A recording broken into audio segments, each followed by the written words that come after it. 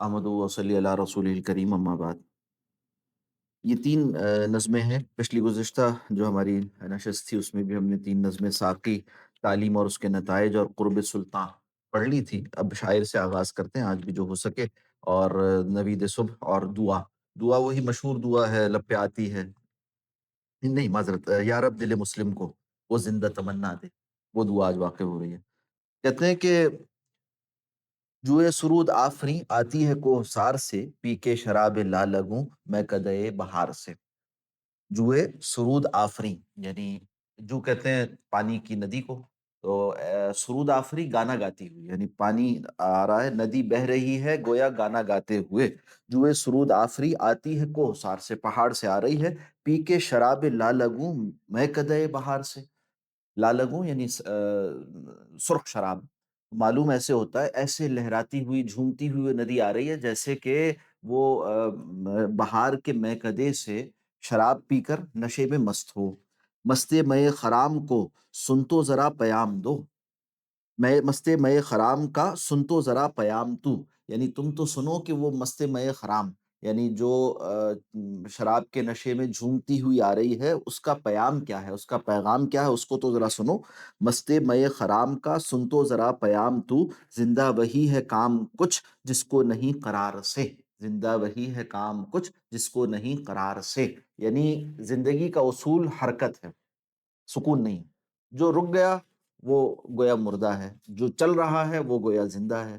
تو حرکت اور سکون کا فرق زندگی اور موت کا فرق ہے۔ تو بتا رہے ہیں کہ یہ جو ندی بہتی ہوئی آتی ہے، اور آپ جانتے ہیں پانی ایک جگہ کھڑا ہو تھوڑا سا ہو نا تو ناپاک ہو جاتا ہے، اور تعفن زدہ ہو جاتا ہے، بدبو آ جاتی ہے، سڑ جاتا ہے، خراب ہو جاتا ہے۔ اور پانی چل رہا ہو تو وہ تازہ رہتا ہے، اور بہتا ہوا پانی جو ہے اس میں گندگی بھی نہیں ٹھہر پاتی۔ اور شریعت کا اصول بھی ہے کہ یا تو پانی بہت سارا ہو تو پاک ہوتا ہے، یا پانی بہتا ہوا ہو تو پاک ہوتا ہے، مائع جاری جسے ہم کہتے ہیں۔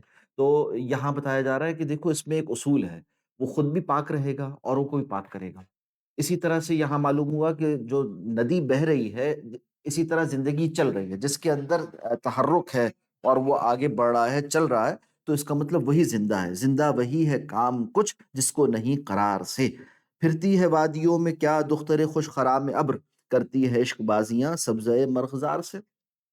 پھرتی ہے وادیوں میں کیا دخترے خوش خرام ابر، یعنی بادل کے ٹکڑے کو کہا جا رہا ہے کہ یہ گویا ایک چنچل سی لڑکی ہے جو وادیوں میں سیر کر رہی ہے، کرتی ہے عشق بازیاں سبزۂ مرغزار سے۔ مرغزار کہتے ہیں چراگاہ کو، جہاں پر کچھ درخت اور پودے جمع ہو جاتے ہیں تو ریوڑ وہاں چرائے جاتے ہیں۔ تو کہا کہ دیکھو یہ بادل کا جو ٹکڑا ہے، یہ ایسے انداز میں، چنچل انداز میں چلتا چلتا وہاں پہنچ جاتا ہے، اور کبھی کہیں برستا ہے اور کبھی کہیں برستا ہے، کرتی ہے عشق بازیاں سبزۂ مرغزار سے۔ جام شراب کوہ کے خم کدے سے اڑاتی ہے، پست و بلند کر کے طے کھیتیوں کو جا پلاتی ہے۔ جام شراب یعنی شراب کا ایک پیالہ، کوہ کے خم کدے سے اڑاتی ہے، یعنی بھر کے کہاں سے لے کر آتی ہے؟ پہاڑوں کی چوٹیوں سے۔ کوہ کا یعنی پہاڑوں کا، خم کدہ یعنی وہ جگہ جہاں سے خم بھرے جاتے ہیں، پیالے بھرے جاتے ہیں، یعنی آپ دیکھتے ہیں بادل بنتے کہاں ہیں؟ وہ پہاڑوں کی چوٹیوں پر جا کر پھر جمع ہو جاتی ہے نا برف۔ تو پست و بلند کر کے طے کھیتیوں کو جا پلاتی ہے، پھر جا کے وہاں سے اٹھا کر لاتی ہے پانی، یعنی یہی بادل لے کر آتے ہیں اور لا کر سیراب کرتے ہیں کسی بنجر زمین کو۔ تو یہ اصول ہے کہ آدمی مستفید ہو اور پھر لوگوں کو فائدہ پہنچائے، یعنی کسی سے فائدہ اٹھائے اور پھر آگے فائدہ پہنچائے۔ یہی علم کا بھی راز ہے، علم سیکھے اور علم سکھائے۔ خیرکم من تعلم القرآن وعلمہ، تم میں سے بہترین وہ ہیں جو علم یعنی قرآن سیکھتے اور سکھاتے ہیں۔ تو اسی طرح سے انسان جو ہے وہ مستفید ہوتا ہے، فائدہ اٹھاتا ہے، پھر لوگوں کو فائدہ پہنچاتا ہے۔ تو یہی جو فائدہ پہنچانے والا ہے نا، یہی بہتر ہے۔ تم میں سے بہتر آدمی کون ہے؟ جو لوگوں کے لیے زیادہ فائدہ مند ہے، انفع للناس، لوگوں کے لیے زیادہ فائدہ مند ہے۔ تو یہ بادل بھی اسی بات کا ہمیں پیغام دیتے ہیں کہ وہ اپنے اندر ایک وزن اٹھا کر لے کر آتے ہیں اور اس کے بعد سیراب کرتے ہیں ایک دوسری سرزمین کو۔ اب اس پورے پس منظر سے، یعنی فطرت کی منظر کشی کی، کہ کیسے پانی بخارات بن کر اڑتا ہے، پھر جاتا ہے، پھر جمع ہوتا ہے، پھر پہاڑوں کی چوٹیوں سے سفر کرتا ہوا آتا ہے اور مرغزاروں کو سیراب کر دیتا ہے۔ اسی طرح سے شاعر کا بھی ایک پورا پس منظر ہے، شاعر عنوان ہے نظم کا۔ تو کہا شاعر بھی اپنے اندر افکار کی ایک دنیا آباد کرتا ہے اور مشاہدات سے، تجربات سے بہت کچھ سیکھتا ہے، اور اگر وہ کوئی اسلامک اورینٹیشن رکھنے والا ہو جیسے کہ اقبال، تو وہ وحی کے نور سے مستفید ہوتا ہے، اور اس کے بعد یعنی قرآن و سنت سے فائدہ اٹھا کر پھر اپنا ایک پیغام ہے جو اپنی شاعری کو وسیلہ اور ذریعہ بنا کر لوگوں تک پہنچاتا ہے۔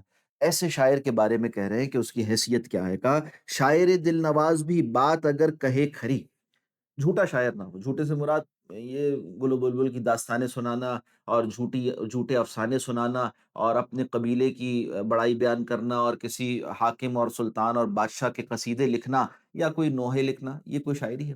بتا رہے ہیں کہ وہ سچا شاعر ہو، کھرا شاعر ہو، یعنی زندگی کے تلخ حقائق کا مواجہہ کرے، اسے فیس کرے، انسان کے اس وقت کے المیے کو دیکھے، کیا مسئلہ ہے، وہ ٹریجڈی کیا ہے جس سے نو انسانی شکار ہو چکی ہے، اور اس مسئلے کا حل پیش کرنے کی اس کے اندر استطاعت ہو۔ یہ کھراپن، یہ سچائی، یہ صداقت جس کے پاس ہو، یعنی اس کے پاس ایک نظریہ ہے، ایک پیغام ہے حق کا۔ شاعر دل نواز بھی بات اگر کہے کھری، ہوتی ہے اس کے فیض سے مزرعہ زندگی ہری، ہوتی ہے اس کے فیض سے مزرعہ زندگی ہری۔ مزرعہ کہتے ہیں کھیتی کو، مزرعہ زندگی ہری یعنی زندگی کی کھیتی ہری ہو جاتی ہے۔ جیسے بنجر زمین کو بادل سیراب کرتا ہے، ایسے ہی سچا شاعر وہ معاشرے کو سیراب کر دیتا ہے۔ مزرعہ زندگی، معاشرہ انسانی وہ زندہ ہو جاتا ہے، یعنی اس کے اندر زندگی کی رمق آ جاتی ہے، اس کے اندر ایک حق کی تڑپ اور طلب آ جاتی ہے۔ شاعر اس طرح سے اپنے پیغام سے فائدہ پہنچاتے رہیں، تاریخ میں بھی آپ کو نظر آئے گا، اور آج ہمارے سامنے بھی ایک مثال اقبال کے کلام کی موجود ہے۔ عربوں کی تاریخ آپ پڑھیں نا تو اس میں کئی جنگیں شاعروں نے بھڑکائی ہیں، ایسے ہی یعنی بغیر کسی سبب کے شاعروں نے جنگیں، دور جاہلیت کی جنگیں بھڑکا دی، اور وہ کسی کی حجب کہہ دی، کسی کی شجاعت پر قصیدہ کہہ دیا، اور اس طرح سے، اور جہاں چاہیں تو صلح صفائی کا کام اور ایک پیغام جو اخلاقیات پر مشتمل ہو، اقدار پر مشتمل ہو، وہ بھی دے سکتے ہیں۔ تو کہتے ہیں کہ شاعر دل نواز بھی بات اگر کہے کھری، ہوتی ہے اس کے فیض سے مزرعہ زندگی ہری، شان خلیل ہوتی ہے اس کے کلام سے عیاں، کرتی ہے اس کی قوم جب اپنا شعار آزری۔ جب قوم میں آزری آ جائے، آزری کیا ہے؟ آزر کون تھے؟ بت بنانے والے تھے، بت گر، اور خلیل کون تھے؟ وہ بت توڑنے والے تھے، بت کو بت شکن تھے، توڑنے والے تھے۔ تو کہا کہ جب قوم کے اندر بت پرستی پیدا ہو جائے تو شاعر کا کام وہ ہوتا ہے جو حضرت خلیل، سیدنا خلیل علیہ السلام نے کیا تھا، یعنی بتوں کو توڑنے کا کام۔ قوم کے مزاج اور ان کے لیے جو ہے وہ ان کے فلموں کے لیے گیت لکھنا، یہ شاعروں کا کام نہیں ہے، اور جو شاعر یہ کام کرتے ہیں وہ تو وہ ہیں جن کی مذمت قرآن و حدیث میں آئی ہے۔ ہاں، فلم کے گیت لکھنا یہ بھی شاعر ہے۔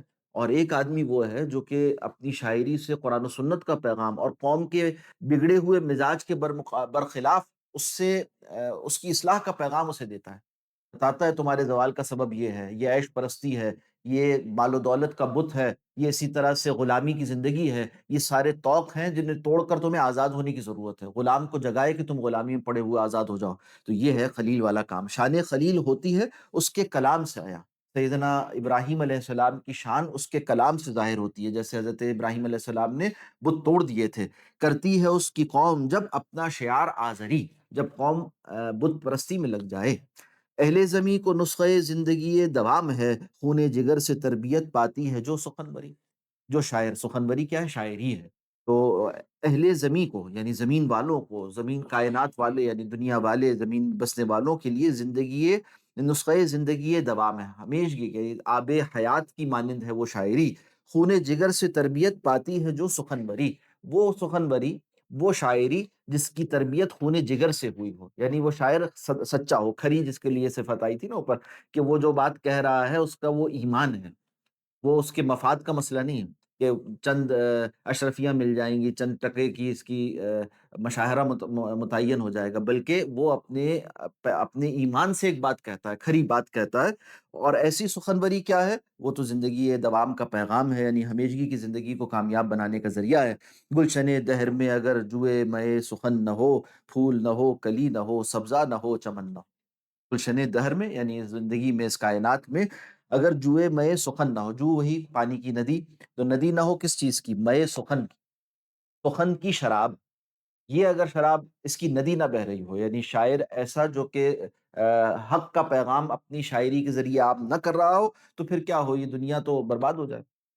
اپنی حق بات نہ کہی جا رہی ہو۔ صرف شاعر ہی نہیں، یہاں پہ شاعر ایک اس کی نمائندگی ہے، ہر وہ طبقہ جو قوم کی ذہن سازی کرتا ہے، وہ ایک پیغام دیتا ہے، چاہے وہ ادیب ہو، چاہے وہ صحافی ہو، چاہے وہ قوم کے اساتذہ ہوں، یونیورسٹی کالجز میں پڑھانے والے استاد ہوں، استاد کی بھی حیثیت ہے۔ یہ سب اسی، یعنی آپ کہیے کہ یہ میڈیا ہے، یہ وہ ذریعہ ہے جس کے ذریعے سے آپ پیغام کو پہنچاتے ہیں۔ ان کا کام یہ ہے کہ وہ حق کی نمائندگی کریں، حق کی آواز بنیں اور قوم کی ذہن سازی کریں حق کے لیے، سچ کے لیے، صداقت کے لیے، نہ کہ باطل کے یہ ہم نوا بن جائیں۔ تو گلشن دہر میں اگر جوئے مئے سخن نہ ہو، پھول نہ ہو، کلی نہ ہو، سبزہ نہ ہو، چمن نہ ہو، یعنی بربادی آ جائے۔ اس کے جو ہے مطلب ندی، ندی جو آب جو یعنی پانی کی ندی بہتے ہوئے، اور ایک ہوتی بڑی، ایک ہوتی چھوٹی، تو باریک سی جو پانی کی لکیر چل رہی ہے اسے کہتے ہیں آب جو۔ نوید صبح، یہ بھی 1912 اس کے ساتھ سن لکھا ہوا ہے، جیسے اس سے پہلے بھی ہم دیکھتے آئے ہیں، یہ نظمیں عام طور پر 1911 12 13 ہی کی ہیں۔ تو نوید صبح کہتے ہیں آتی ہے مشرق سے جب ہنگامہ، ہنگامہ در دامن سحر، آتی کیا ہے؟ سحر آتی ہے، صبح آتی ہے، آتی ہے مشرق سے جب ہنگامہ در دامن سحر، اپنے دامن میں ہنگامہ لے کر جب صبح آتی ہے، یعنی رات جاتی ہے اور صبح برآمد ہوتی ہے، آ جاتی ہے، منزل ہستی سے کر جاتی ہے خاموشی سفر، رات چلی جاتی ہے، رات کا خاصہ خاموشی ہے، دن کا خاصہ حرکت ہے، روشنی ہے، آوازیں ہیں، اور جد و جہد ہے، اور عمل ہے، اور کوشش ہے۔ تو کہا منزل ہستی سے، یعنی کائنات کے پڑاؤ، کائنات کا ایک منزل کہتے تھے، ایک قافلہ چلتا تھا نا، تو وہ ایک منزل سفر کرتا ہے، یعنی ایک منزل پر آ کر پڑاؤ ڈالتا ہے، وہ ایک منزل سفر کا ایک پیمانہ ہے، اس سے پھر آگے سفر کرتا ہے اگلی منزل، تو کہا جاتا ہے فلاں شہر تک جانے میں اتنی منزلیں ہیں، اتنی منزل کا سفر ہے، اتنے کوس کا سفر ہے، اتنی منزل کا سفر ہے۔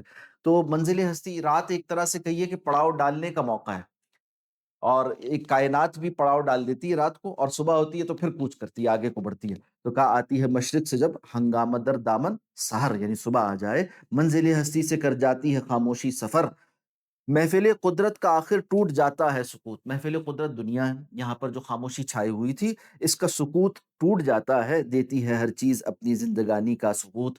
اب پہلے بتایا ہے کہ حرکت میں زندگی ہے، تو اب چیزیں روشن ہوتی ہیں اور چلنے پھرنے لگتی ہیں، پرندے بھی چہچہاتے ہیں، اپنے گھونسلوں سے باہر آ جاتے ہیں، اسی طرح سے جانور بھی چرنے کو صبح صبح نکل جاتے ہیں چراگاہوں کی طرف، اور انسان بھی ایک عمل کے لیے، اپنی معاش کے لیے یا اپنے کام کے لیے اپنے گھروں سے باہر نکلتا ہے، اور دن کی روشنی میں وہ کام کرتا ہے، تو دیتی ہے ہر چیز اپنی زندگانی کا ثبوت، چہچہاتے ہیں پرندے پاک پیغام حیات، رات جو ہے وہ ایک نیند کا موقع ہے، اور نیند کیا ہے؟ وہ موت کی بہن ہے۔ تو صبح واپس بیدار ہوئے، ہم دعا بھی پڑھتے ہیں الحمدللہ الذی احیانا بعد ما اماتنا، تو رات سو کر، یعنی نیند کیا تھی؟ موت تھی، بعد اس کے کہ اللہ آپ نے ہم پر موت طاری کر دی تھی، تمام تعریف آپ کے لیے کہ آپ نے ہمیں زندہ کیا۔ تو پیغام حیات پاتے ہیں، چہچہاتے ہیں پرندے پاک پیغام حیات، باندھتے ہیں پھول بھی گلشن میں احرام حیات، اور پھول بھی گلشن میں احرام حیات باندھ لے، احرام وہ چادریں جن کو لپیٹ کر حج کے لیے جایا جاتا ہے، تو کہا باندھتے ہیں پھول بھی گلشن میں، یعنی اپنے کام پر لگ جاتا ہے ہر کوئی، تو پھول بھی کلی کی صورت میں ہوتے ہیں، وہ کھل جاتے ہیں، اور وہ ایک طرح سے احرام حیات کی مانند زندگی، یعنی کلی بننا اس کا، یا مرجھا جانا، یا بند بعض پھول رات بند ہو جاتے ہیں، دن میں کھل جاتے ہیں روشنی کے ساتھ۔ مسلم خوابی، اب یہ پس منظر نوید صبح کا بتا رہے ہیں کہ یہ فطرت کا اصول ہے، جب رات جاتی ہے تو دن آتا ہے، اور رات گہری ہوتی ہے تو اس کے اختتام کا موقع ہوتا ہے۔ اسی طرح سے مسلمانوں کے لیے، امت مسلمہ کے لیے بھی، یہ جو مصائب و آلام ہیں، یہ جو سختیاں ہیں، یہ جو پریشانیاں ہیں اور زوال کی انتہا ہے، یہ صبح کے قریب آنے کی نوید ہے۔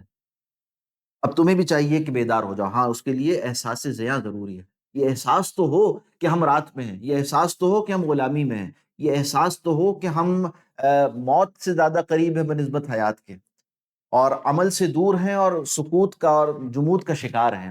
یہ کیسے احساس ہوگا؟ جب یہ احساس ہوگا تو یہی نوید صبح ہے، یہ صبح کا کی نوید ہے، یعنی اس کی خوشخبری ہے۔ مسلم خوابیدہ اٹھ ہنگامہ آرا تو بھی ہو، تو اب رات جاتی ہے، دن جیسے بیدار ہوتا ہے، تو ہر شے، پرندے بھی اپنے گھونسلوں سے نکلتے ہیں، پھول بھی کھل جاتے ہیں، تو مسلمان تمہیں بھی چاہیے کہ ہنگامہ آرا ہو جاؤ۔ ہنگامہ آرا کا مطلب کیا؟ جد و جہد میں لگ جاؤ، محنت کرو، کوشش کرو، عمل کرو۔ مسلم خوابیدہ، اے سوئے ہوئے مسلمان، اٹھو، ہنگامہ آرا تو بھی ہو، وہ چمک اٹھا افق افق جو آسمان ہے وہ چمک اٹھا، افق دیکھو آسمان چمک گیا، گر میں تقاضا تو بھی ہو۔ گر میں تقاضا کا مطلب کیا ہے کہ مصروف عمل ہو جاؤ، اٹھو کچھ کام کرو۔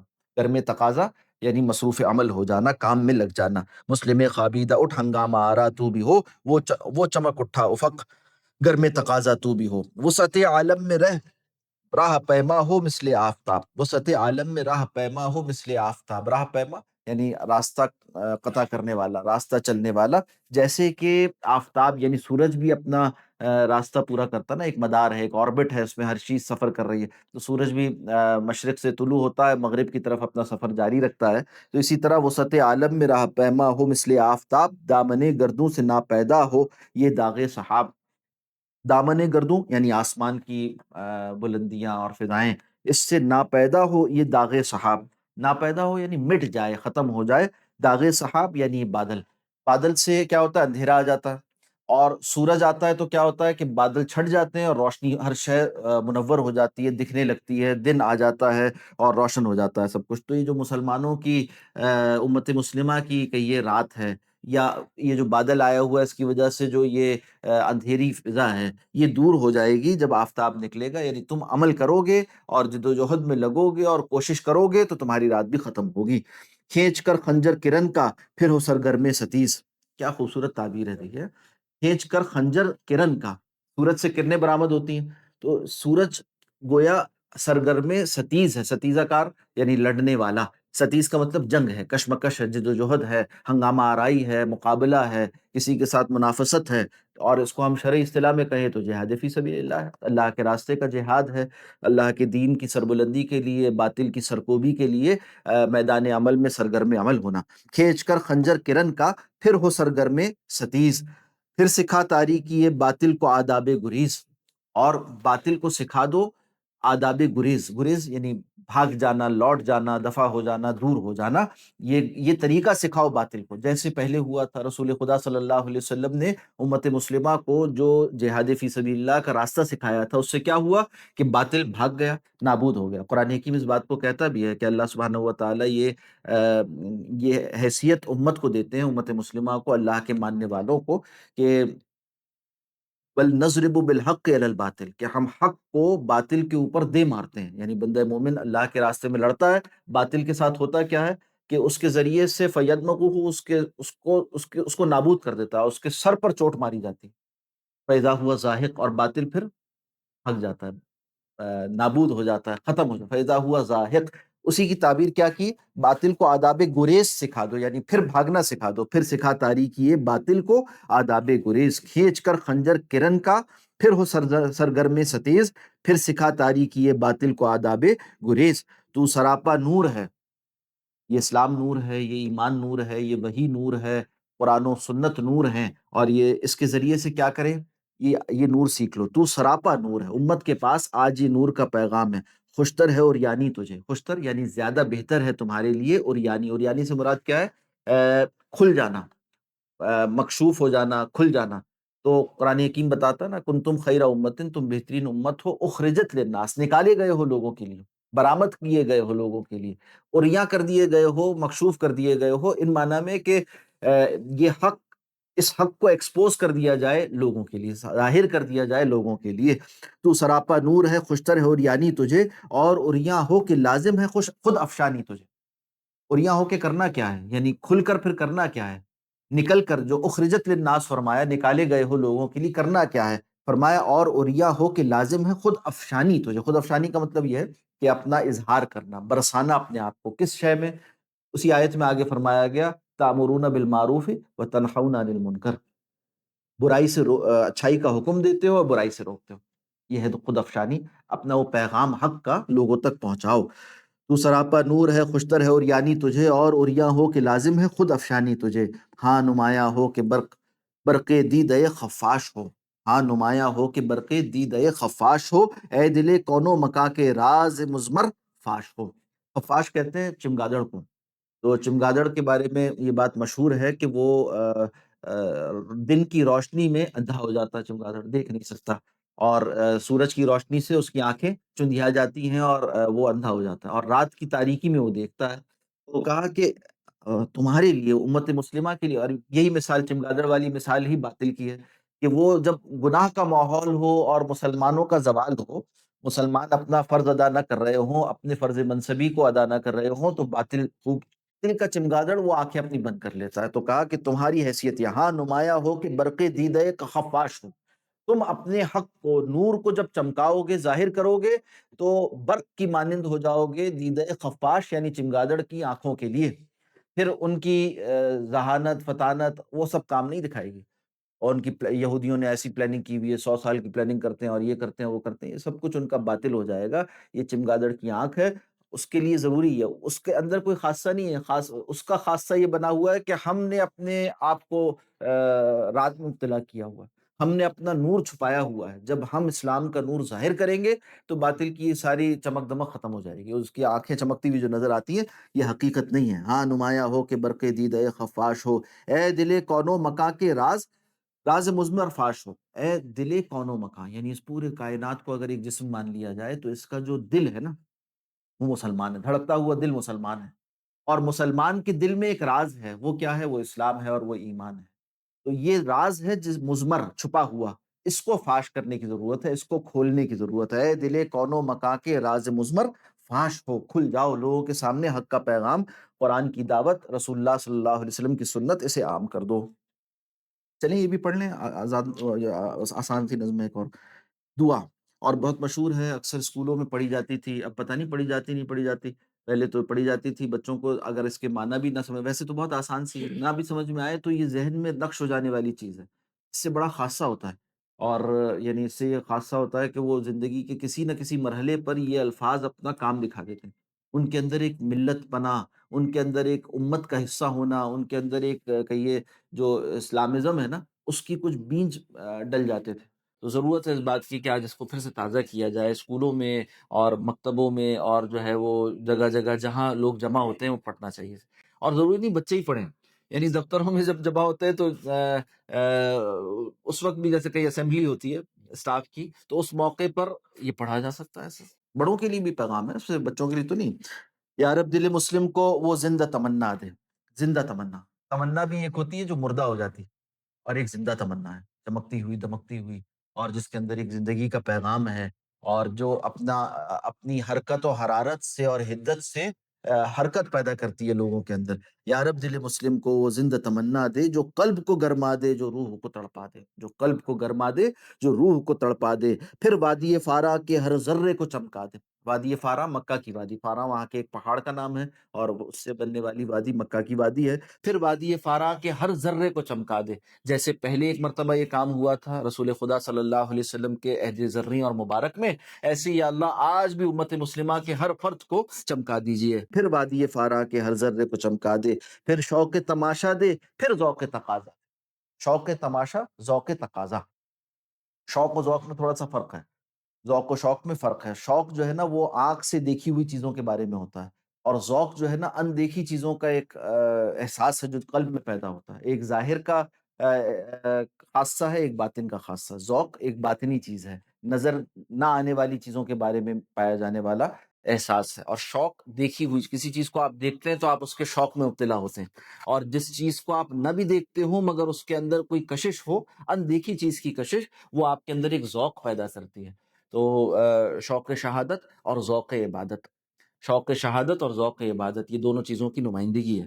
تو بندہ مومن ہونے کا مطلب یہ ہے کہ زندگی گزارے شوق شہادت میں اور ذوق عبادت میں۔ تو پھر شوق تماشا دے، پھر ذوق تقاضا دے، اس میں ایک اشارہ حضرت سیدنا موسیٰ علیہ السلام کی جانب بھی ہے۔ حضرت موسیٰ علیہ السلام نے جو تقاضا کیا تھا، یعنی اللہ سے درخواست کی تھی کہ اللہ میں آپ کو دیکھنا چاہتا ہوں، ربی ارنی انظر الیک، آپ کو دیکھنا چاہتا ہوں۔ اللہ نے فرمایا لن ترانی، نہیں دیکھ سکتے، ہاں البتہ اس پہاڑ کی طرف دیکھو، اگر یہ تجلی برداشت کر لے تو تم دیکھ سکو گے۔ مگر یہ جو شوق تھا نا، ذوق تھا، ذات باری تعالیٰ کے کی طرف جو ذوق کے ساتھ اور شوق کے ساتھ متوجہ تھے، یہ درکار ہے آج امت کو پھر سے۔ تو عشق خدا عشق رسول اس سے سرشار ہو جائے، پھر وادی فارا کے ہر ذرے کو چمکا دے، پھر شوق تماشا دے، پھر ذوق تقاضا دے، محروم تماشا کو پھر دیدہ بینا، تماشا دیکھنا ضروری نہیں، آج ہم تماشے کے لفظ استعمال کرتے ہیں نیگیٹو سینس میں، یا ان معنی میں کہ کوئی ہلا گلا ہو رہا ہے تو وہ تماشا ہے، تماش بینی۔ تماشا کا مطلب ہے دیکھنا، ضروری نہیں بری چیز ہو. تو پھر محروم تماشا کو، یعنی وہ جو آج جو کچھ ہو رہا ہے اسے نہیں دیکھ پا رہا. امت مسلمہ سوئی ہوئی ہے، اور جو کچھ دنیا کے سٹیج پر پلیئرز کر رہے ہیں، جو کھلاڑی کھیل کھیل رہے ہیں، اسے نہیں دیکھ رہے تم. محروم تماشا ہو. اس کو پھر دیدہ بینا مل جائے، دیکھنے والا والی آنکھ مل جائے. محروم تماشا کو پھر دیدہ بینا دے، دیکھا ہے جو کچھ میں نے اوروں کو بھی دکھلا دے.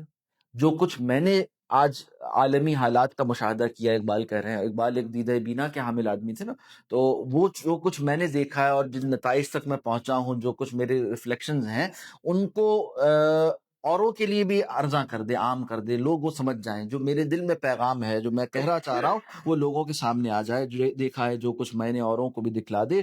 بھٹکے ہوئے آہو کو پھر سوئے حرم لے چل. آہو کہتے ہیں ہرن کو، بھٹکا ہوا ہے، راستے سے بھٹک گیا ہے، بھٹکے ہوئے آہو کو پھر سوئے حرم لے چل. واپس اس کا رخ صحیح ہو جائے، اس کا قبلہ درست ہو جائے، اس کی سمت صحیح ہو جائے. اس شہر کے خوگر کو پھر وسعت صحرا دے. شہر کا خوگر، یعنی خوگر کا مطلب ہے عادی ہو جانا. تو آسائشوں اور سہولتوں اور کہیے کہ ناز و نعم کا، اور رنگ اور موسیقی کا جو عادی ہو گیا ہے نوجوان، مسلم نوجوان، اس کو واپس وہ صحرائی زندگی، وہ جو جفاکشی ہے، اور جو بہادری ہے، جو شجاعت ہے، جو محنت ہے، وہ اس کے اندر پیدا ہو جائے. اس شہر کے خوگر کو پھر وسعت صحرا دے. جس طرح سے نکلے تھے مسلمان اور 3 بر اعظموں کو فتح کر لیا تھا. پیدا دل ویرا میں پھر شورش محشر کر. پیدا یعنی ظاہر کر دے، دل ویرا میں، ویران دل میں، پھر شورش محشر کر. شورش محشر آخرت کا جو شور شرابہ ہے، یعنی وہاں کی جو کا احساس ہے، روز قیامت حاضری کا احساس ہے، اور قیامت کی کسی ہلچل پیدا کر دے. اس محمل خالی کو پھر شاہد لیلا دے. محمل کہتے ہیں اس ہودج کو جو اونٹ کے اوپر رکھا جاتا ہے، اور اس میں آپ جانتے ہیں کہ وہ جو مشہور یعنی تصور ہے کہ اس میں لیلا بیٹھی ہوئی ہے. تو لیلا کے بغیر محمل خالی ہے، ایسی ہے جیسے ایک فرد جو عشق سے خالی ہو. تو آج کا مسلمان وہ عشق سے خالی ہو گیا ہے. تو اس کو پھر سے عشق کا حامل بنا دے. اس محمل خالی کو پھر شاہد لیلا دے. شاہد لیلا یعنی شاہد کہتے ہیں گواہ کو. شاہد لیلا موجود ہو وہاں پر لیلا، یعنی موجود ہو اس کے دل میں عشق خدا. اس دور کی ظلمت میں ہر قلب پریشاں کو وہ داغ محبت دے جو چاند کو شرما دے. اس دور کی ظلمت میں، اب عجیب دیکھیں نا تعبیر ہے کہ مشہور ہے نا کہ چاند پر بھی داغ ہے. اور داغ یہاں پر دل کا داغ ہوتا ہے، دل کی ایک کسک، دل میں خلش، دل میں ایک درد، اور عشق کی وجہ سے وہ پیدا ہوتا ہے. اور یہ بڑی مطلوب چیز ہے نا. تو کہا اس دور کی ظلمت میں، اس دور کی جو ظلمات ہیں، جو اندھیرے ہیں، اس میں ہر قلب پریشان، ہر شخص پریشان ہے، ڈپریشن کا شکار ہے، ٹینشن کا شکار ہے، مسائل کا شکار. کیوں؟ کہ وہ ادنا چیزوں کے بارے میں اپنے آپ کو مشغول کر چکا ہے. اگر اس کے دل میں بڑے مقاصد آ جائیں، اور اللہ کی محبت آ جائے، آخرت کی محبت آ جائے، تو اطمینان و سکون آتا ہے. مگر وہ داغ جو اس کے پاس پایا جاتا ہے، وہ پھر کارآمد ہو جاتا ہے. دل کے اندر داغ محبت، وہ داغ محبت دے، یعنی عشق خدا، عشق رسول کا وہ داغ دے دے جو چاند کو شرما دے. رفعت میں مقاصد کو ہمدوش ثریا کر. رفعت بلندی، رفعت میں مقاصد کو ہمدوش ثریا کر. ثریا ایک ستارے کا نام ہے. تو ستارے جیسی بلندی عطا فرما دے امت مسلمہ کو اپنے مقاصد میں. ہلکے اور چھوٹے مقصد کے پیچھے زندگی قربان نہ کر دیں کہ چند چیزیں ہیں بس یہ پوری ہو جائے. ایسے آج کل کیا ہے، سب سے یعنی کوئی آدمی آپ اس سے پوچھیں کہ بھئی کیوں کر رہے ہو یہ کام، یا جو بھی جس میں وہ مشغول ہے، کہتا ہے مجھے یہ ایسا بننا ہے. اور وہ جیسا بننا چاہتا ہے وہ بہت ہی پست سی کوئی چیز ہوتی ہے. کوئی چاہتا ہے بھئی اس ماڈل کا آئی فون مل جائے، کوئی چاہتا ہے اس ماڈل کی گاڑی مل جائے، کوئی چاہتا ہے اتنے گز کا بنگلہ مل جائے، کوئی چاہتا ہے اتنا بینک بیلنس مل جائے. یہ کیا چیزیں ہیں؟ یہ ڈیجٹس ہیں، نمبرز ہیں، ختم ہو جانے والے ہیں. تھوڑے دن میں اس کی معنویت ختم ہو جاتی ہے. تھوڑے دن میں، کچھ دنوں کی بات ہے. اس سے بلند ہوں، اور وہ باتیں جو واقعی میٹر کرتی ہیں، وہ چیزیں جو واقعی مؤثر ہیں اس زندگی کے لیے جو ہمیشگی کی ہے، ان کے بارے میں فکر مندی پیدا ہو جائے. رفعت میں مقاصد کو ہمدوش ثریا کر. خودداری ساحل دے آزادی دریا دے. خودداری ساحل دے آزادی دریا دے. خودداری ساحل، ساحل کی خودداری، یعنی ساحل دیکھیے اپنی جگہ کھڑا رہتا ہے اور دریا کے تھپیڑوں کو برداشت کرتا رہتا ہے، اپنی جگہ نہیں چھوڑتا. ایسا نہیں ہوتا کہ پانی آئے اور وہ بہہ جائے، بلکہ اپنی جگہ رہتا ہے. تو یہ خودداری ہے ساحل کی. ایسے ہونا چاہیے امت مسلمہ کو کہ دیگر اقوام کے شور شرابے اور ان کے فیشن اور ان کے طریقے وہ اس کو متاثر نہ کریں.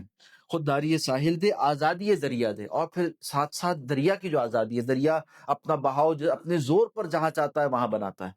تو یہ دونوں متضاد صفات ہیں، اور یہ دونوں بیک وقت چاہیے ہوتی ہیں کسی قوم کو اور امت کو ترقی کرنے کے لیے. خودداری ساحل بھی چاہیے اور آزادی دریا بھی چاہیے. اپنا راستہ بنانا بھی آتا ہو، اور جہاں ڈٹ جانا ہو وہاں ڈٹ بھی جاتے ہوں، جہاں چلنا ہو وہاں چلیں، جہاں جمنا ہو وہاں جمیں، جہاں رکنا ہو وہاں رکیں. بے لوث محبت ہو، بے باک صداقت ہو. بے لوث یعنی بغیر کسی لالچ اور حوث کے محبت ہو، بے باک صداقت ہو. سچ کہنے میں کسی کا خوف اور کسی شے کی لالچ راستے میں رکاوٹ نہ بنے. سینوں میں اجالا کر، دل صورت مینا کر. یعنی سینے روشن ہو جائیں اور دل صورت مینا ہو جائے، جیسے سراہی میں کوئی چیز بھری ہوئی ہوتی ہے، اس سے جھلکتی ہے، اپنا اثر دیتی ہے. احساس عنایت کر آثار مصیبت کا.